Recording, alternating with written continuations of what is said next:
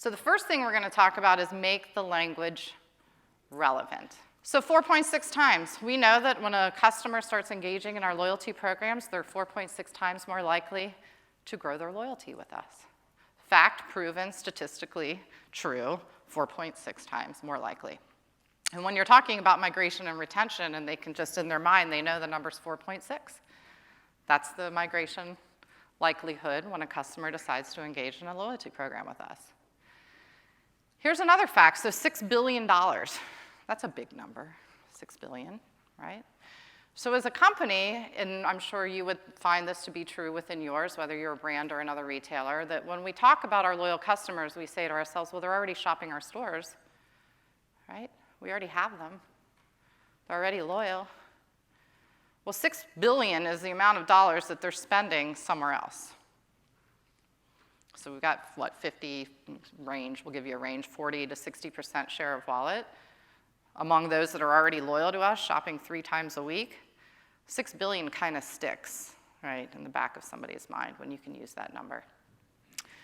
39%. 39% is what happens is the reduction in a basket when somebody stops buying health and beauty care.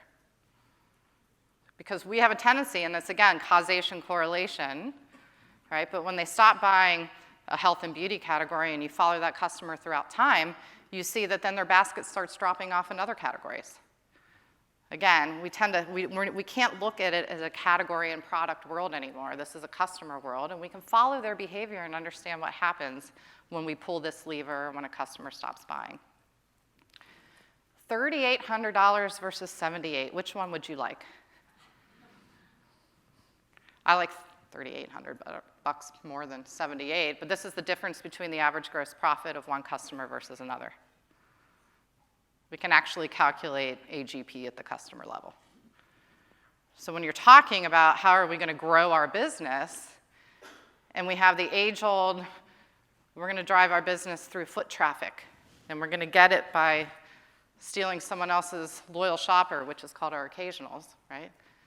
You just ask them, which would you rather have, $3,800 or $78? Because that's the profit. When we talk about this, and we hear this quite a bit, we're losing trips. Did you know that grocery retailers are losing trips to their stores? Anybody know that? Did you guys how many people have heard that almost every week? We're losing trips, right?